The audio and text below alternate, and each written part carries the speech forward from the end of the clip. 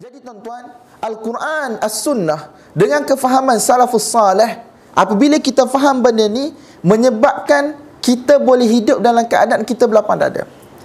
Berlaku kesilapan di kalangan kita. Al-Quran, As-Sunnah dengan kefahaman salafus salih, maka orang yang mana terikut kefahaman dia, yang dia rasa itu kefahaman salafus salih, dia kata hak ni bid'ah. Hak ni pun masalah juga buat kita. Dia kena petuk dua-dua. Tak, kita tak boleh petuk satu pihak je. Kita kena petuk juga saat kita. Sebab takut-takut kita ni tersalah faham. Tak, kita rasa kita je betul. Padahal hak kita pegang itu ialah kefahaman kita terhadap nas Quran dan juga nas Sunnah. Nampak tak tuan-tuan? Imam Syafi'i meninggal tahun 204 Hijrah. Imam Ahmad bin Hanbal meninggal tahun 241 Hijrah. Imam Abu Hanifah meninggal 150 Hijrah. Imam Malik rahmatullahi alaih, tak silap saya, 179 Hijrah. Tak, mereka ni semua ulama pada zaman salaf. Tetapi mereka berselisih pendapat. Imam Syafi'i berguru dengan Imam Malik, tetapi selepas mati Imam Malik, dia tulis kitab tolak pandangan Imam Malik. Imam Syafi'i berguru dengan Imam Muhammad bin Hasan Asy-Syaibani, anak murid kepada Imam Abu Hanifah, tetapi dia berselisih pendapat dengan guru dia dalam banyak masalah. Imam Muhammad bin Hasan, Imam Abu Yusuf, dua anak murid hebat bagi Imam Abu Hanifah. Hampir 2/3 masalah menyalahi mazhab tok guru dia. Tapi mereka semua salaf. Betul tak? Jadi kita kena faham bahawasanya mengikuti Al-Quran dan As-Sunnah tidak bermakna kita kena satu dalam fiqh. Tidak bermakna kita kena satu dalam fiqh. Ulama-ulama berselisih pendapat dalam masalah fiqh. Mungkin adik-adik kita rasa tak faham, biar dululah. Jadi hak tua-tua ni, hak berumur ni, tak dia kena faham.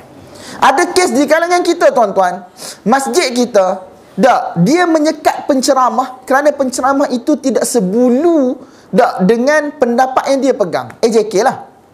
Saya tak sebut masjid mana. Benda ni berlaku pada saya, berlaku pada beberapa orang kawan saya. Ada dua isu saya bagi contoh. Baca Fatihah di belakang imam. Apa yang tuan-tuan pegang? Wajib baca ke tak wajib baca? Fatihah di belakang imam. Ada siapa yang kata wajib angkat tangan, siapa kata tak wajib, tak payah angkat tangan. Dah tuan-tuan mayat ke dak ni? Tuan-tuan mayat ke dak ni? Tak boleh buat putusan ni. Ha? Okey, saya pegang wajib. Tapi ada ustaz-ustaz sunnah kita yang pegang tak wajib. Pendapat mazhab Imam Ahmad, pendapat mazhab Imam Abu Hanifah rahmatullahi alaih, dan tak salah saya itu pendapat mazhab Imam Malik rahmatullahi alaih. Mazhab Imam Syafi'i, mazhab Imam Bukhari dan ulama-ulama hadis, tak, dia kata wajib untuk baca Fatihah di belakang imam. Masalah khilaf. Ulama Saudi berselisih pendapat. Ada yang kata wajib, ada yang kata tak wajib. Syekh Nasruddin Albani kata tak wajib. Bin Baz, Uthaymin, Majlis Fatwa kata wajib. Lepas tu, mana? Satu orang AJK tu dia tanya saya. Saya kata, saya tak saya jawab soalan ni. Saya nak jawab, apa kita punya tasawur, apa kita punya picture, atau apa-apa kita punya kefahaman tentang apa itu sunnah sebenarnya. Tapi sebab dia taksub dengan apa yang ustaz dia mengajar dia, tak wajib baca. Dia kata inilah sunnah. Jadi dia anggap hak lain tu tak sunnah. Lepas tu saya cuba terang. Mungkin tak masuk penerangan, saya tak pandai terang ke apa ke. Saya dapat berita AJK tu tak saya panggil dah saya masjid tu. Mudah sikit. Tak boleh lah, KL payah nak cari tempat. Hak ada tu pun sikit dah, dia tak boleh pula kita. Letih tu nak kena pindah ke tempat lain tu. Kawan saya pula kena tentang hukum sembahyang sunat qabliyah Jumaat. Tuan-tuan ada tak sunat qabliyah ni? Ada. Golek-golek mazhab Syafi'i ada lah. Kalau orang yang kata dia ikut sunnah, dia kata tak ada lah. Dia kata bid'ah. Tapi kawan saya tu, dia kata dia ustaz sunnah juga. Dia kata benda ni khilaf. Ulama berbeza pendapat dalam memahami hadis-hadis tentang semaya sunat sebelum Jumaat, dan usul-usul lain lah dalam mengeluarkan hukum. Dia dapat benda yang sama juga, cak mahur untuk tidak mengajar di masjid itu. Sebab kesilapan kita, bila kita kata ikut Quran dan Sunnah, kita rasa hanya satu pendapat sahaja dalam fiqh. Tak tuan-tuan, hakikatnya tidak begitu. Allah Ta'ala nak umat ini berselisih dalam fiqh, tapi jangan sekali-kali berselisih pada usul akidah.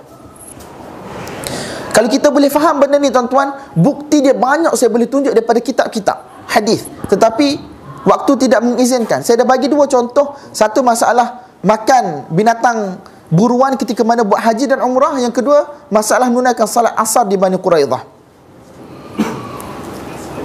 Last 5 habis dah. Tak masuk lagi ni. Jadi tuan-tuan, memang kita wajib untuk mengikuti Al-Quran dan Sunnah. Tidak ada satu orang pun boleh bersisih pada usul ini. Dan kita nak ikut kefahaman siapa? Kita kena ikut kefahaman salafus salih. Cuma kefahaman salafus salih itu kita kena faham, ada benda yang mana bersifat ijtihadi. Hak ni biasanya berselisih pendapat. Dan ada yang mana bersifat ijma'. Hak ni biasanya ulama' tak selisih pendapat. Bilangan semayang ada 5 kali sehari semalam. Tak, hak ni ulama' tak selisih pendapat. Cuma ada perselisihan pendapat, semayang witir tu wajib ataupun tidak. Imam Abu Hanifah rahmatullahi alaih kata semayang witir wajib. Dia ada dalil-dalil dia. Mazhab lain kata tak, semayang witir tidak wajib. Semayang ni 5 je yang wajib, witir itu sunat. Tapi adalah perbezaan pendapat yang mana tidak menyebabkan umat ini terpaksa berpecah belah. Berbeza dari sudut fiqh ialah satu kelapangan untuk umat ini. Berbeza dari sudut fiqh ialah satu keluasan untuk umat.